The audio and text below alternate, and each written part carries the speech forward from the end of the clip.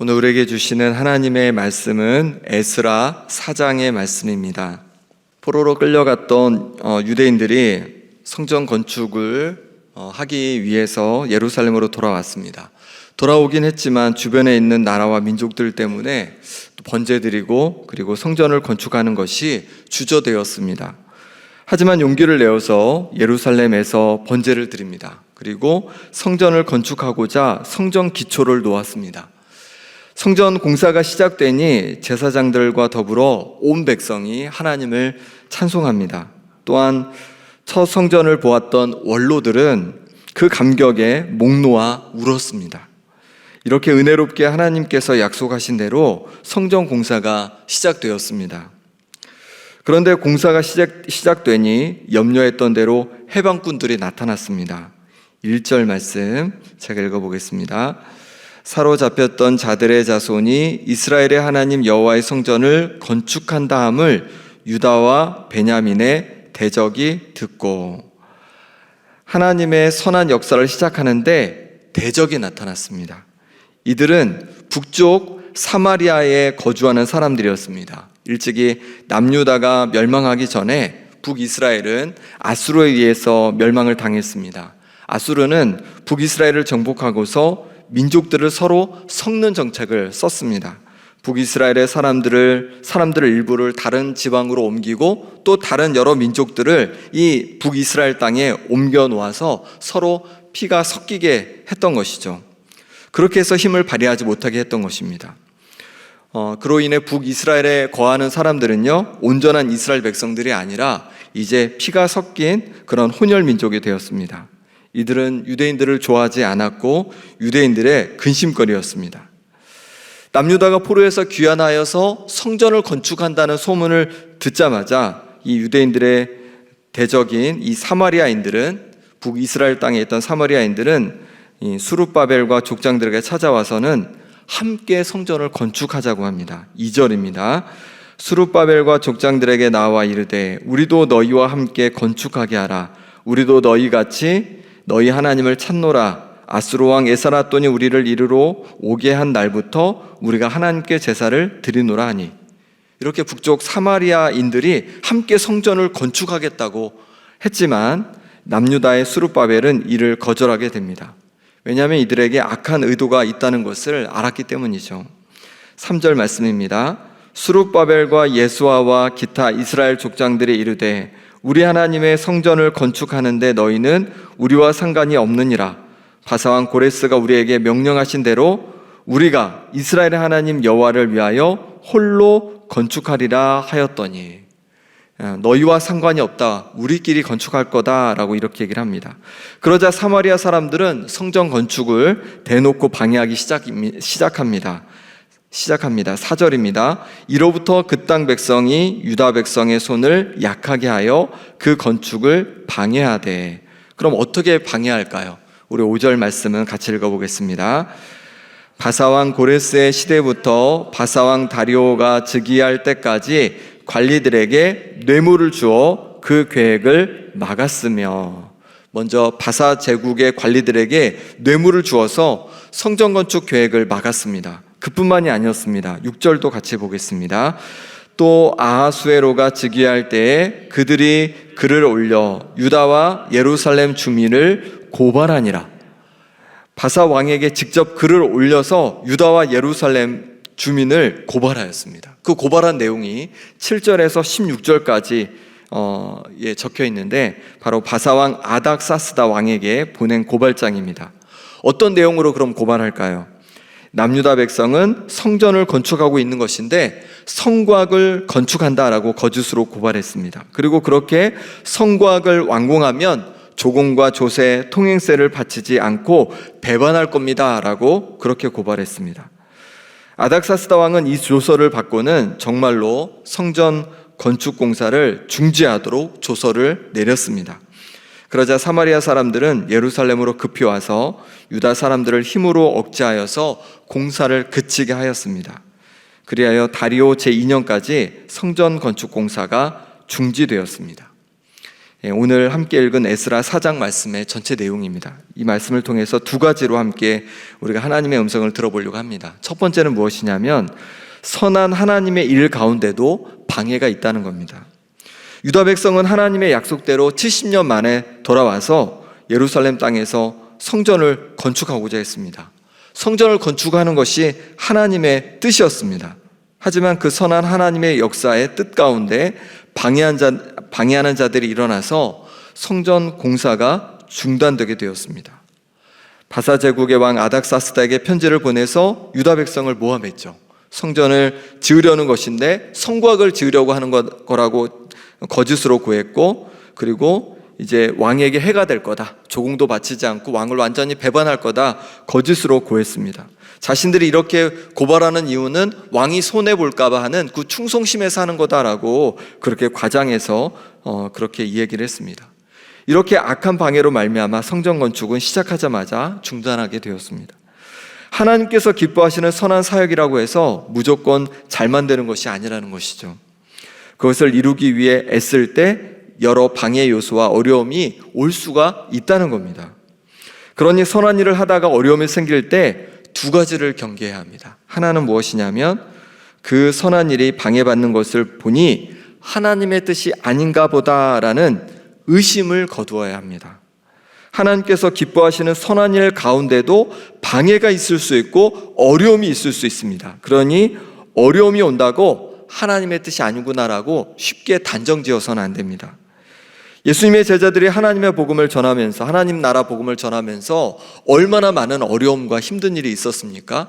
그들이 그것 때문에 이게 이렇게 어려운 걸 보니까, 잘 안 되는 걸 보니까 하나님의 뜻이 아니구나 생각했다면 복음이 전해질 수 없었을 겁니다.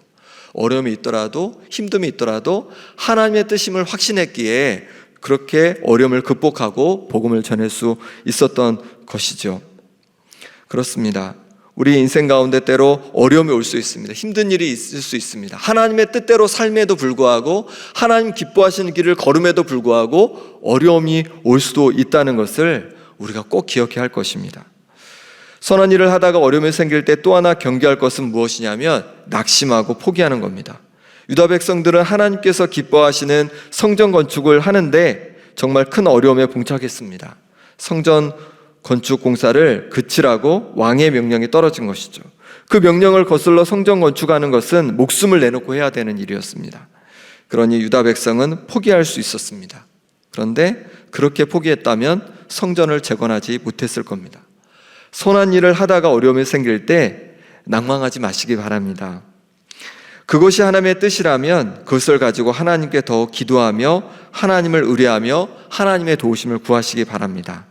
그럴 때 하나님께서 우리를 도와주셔서 그 선한 일을 끝까지 감당해낼 수 있도록 힘을 주실 줄 믿습니다. 두 번째 우리가 살펴볼 메시지는 무엇이냐면 신앙의 순결함을 지켜야 한다는 것입니다. 스룹바벨과 남유다 백성들은 사마리아인들이 함께 성전을 건축하고자 했을 때 왜 받아들이지를 않았을까요? 함께 성전을 건축하면 더 빨리 지을 수 있고 더 안전하게 지을 수도 있었을 겁니다. 왜 함께 하지 않았을까요? 그저 사마리아인들이 혼혈, 곧 순수한 이스라엘 백성이 아니어서일까요? 물론 그것도 어느 정도 일리는 있습니다. 유대인들은 스스로 자신들만이 하나님께 선택받은 선민이라는 그런 생각이 있었기 때문이죠. 하지만 사마리아인들을 거부한 것은 선민의식만이 아니었습니다. 사마리아에 살던 사람들은 하나님을 섬기기는 했습니다. 하지만 하나님만 섬긴 것은 아니었습니다. 열왕기하 17장 41절에 이 사마리아인들에 대해서 이렇게 말씀합니다. 이 여러 민족이 여호와를 경외하고 또 그 아로새긴 우상을 섬기니 그들의 자자손손이 그들의 조상들이 행하던 대로 그들로 오늘까지 행하니라.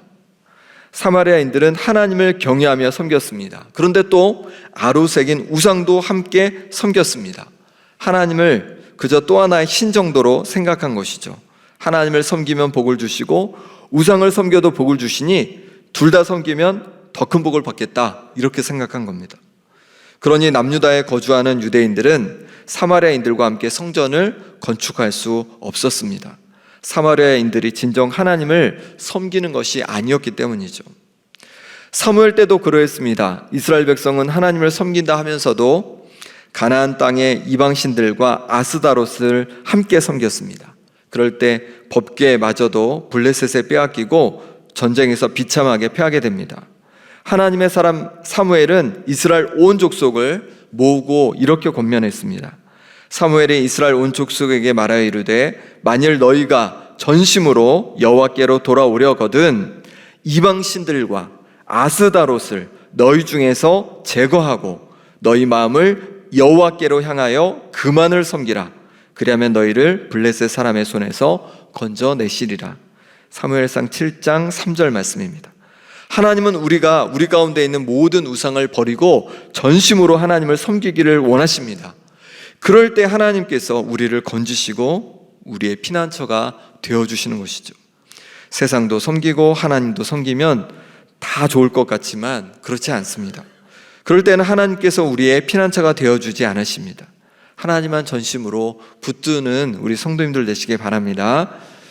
요한계시록은 사도 요한이 소아시아에 있는 7개 교회에 보낸 편지입니다. 앞부분에는 각 7개 교회마다, 교회 하나하나마다 그들의 영적 상태를 진단해 주고 있습니다. 칭찬만 받은 그런 교회도 있었고 책망만 받은 교회도 있었고 칭찬과 책망을 함께 받은 교회도 있었습니다. 그 중에서 전심으로 하나님을 찾지 못했다고 책망받은 교회가 있는데 바로 라오디게아 교회입니다.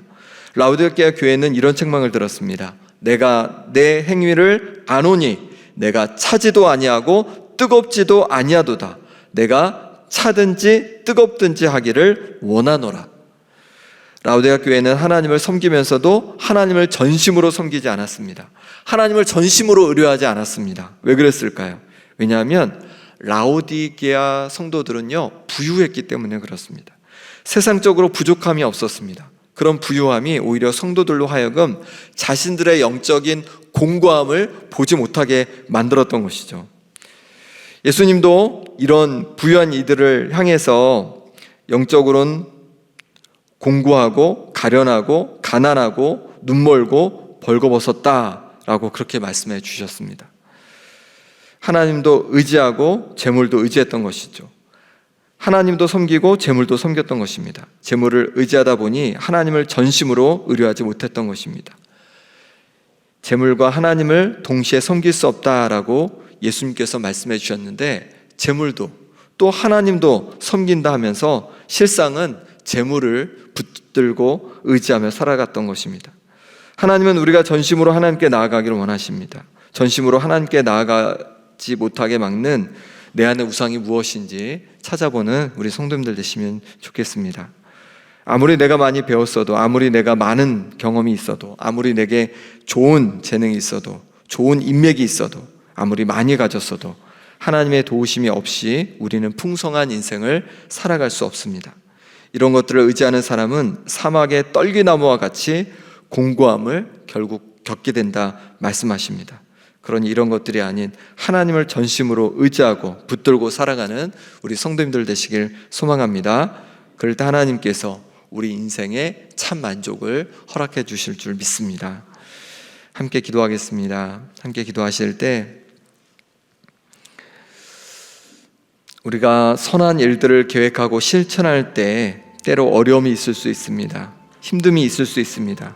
그럼에도 그 모든 순간에도 하나님 바라보며 담대히 용기 있게 감당할 힘을 허락하여 주옵소서. 그래서 하나님 기뻐하시는 그 길을, 하나님 기뻐하시는 그것을 선택하며 살아가는 제 인생이 되겠습니다. 제가 되겠습니다라고 결단하며 기도하겠습니다. 중고등부 수련회가 오늘 출발하고 또 토요일에는 저학년부, 전학년부, 30일에는 고학년부 캠프가 있습니다. 좋은 날씨 주시고 안전하게 다녀오게 하시고 은혜 가운데 수련회 캠프가 잘 마치도록 이 시간 우리 함께 기도하겠습니다. 하나님 아버지, 우리가 인생을 살아가면서 때로 우리 인생 가운데 정말로 어렵고 힘든 일들이 다가올 때가 있습니다. 하나님 기뻐하시는 길을 걸어간다고 하는데도, 하나님 기뻐하시는 것을 선택했는데도 불구하고 우리에게 어렵고 힘든 일이 다가올 때가 있습니다. 하나님 그때 주저앉지 않게 하여 주시고 의심하지 않게 도와주시고 하나님께서 기뻐하시는 그 길을 꿋꿋이 걸어가는 아버지 하나님 우리가 될 수 있도록 하나님 허락하여 주시옵소서. 하나님 그럴 때마다 우리에게 힘을 더하여 주시고 용기를 더하여 주옵소서.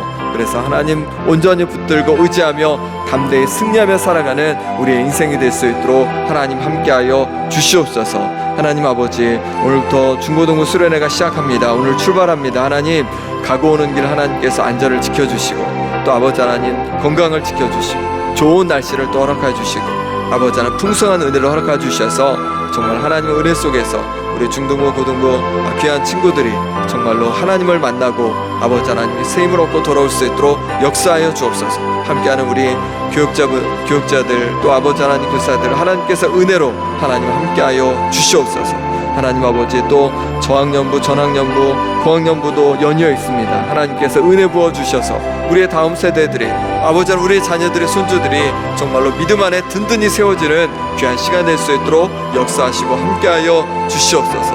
하나님 주의 도우심을 구합니다. 주님 함께하여 주옵소서. 주의 은혜로 우리를 붙잡아 주시옵소서. 아버지 하나님 주님의 도우심을 구합니다. 함께하여 주시옵소서.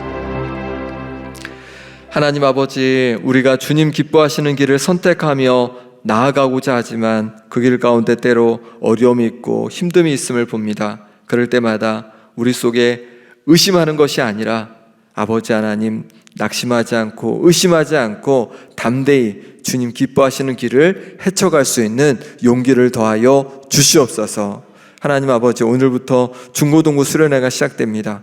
우리의 귀한 아버지 하나님 자녀들 손주들 하나님 가고 오는 길 안전하게 지켜주시고 또 건강하게 지켜주시고 또 좋은 날씨 주셔서 하나님께서 부어주신 은혜 속에서 하나님을 만나고 새롭게 되는 역사가 있게 하여 주시옵소서. 그리고 그 연이어서 저학년부 또 전학년부 고학년부 캠프 가운데도 은혜 부어주심으로 말미암아 우리 다음 세대들이 믿음으로 든든히 세워지는 역사가 있게 하여 주시옵소서. 예수 그리스도의 이름으로 기도합나이다. 아멘.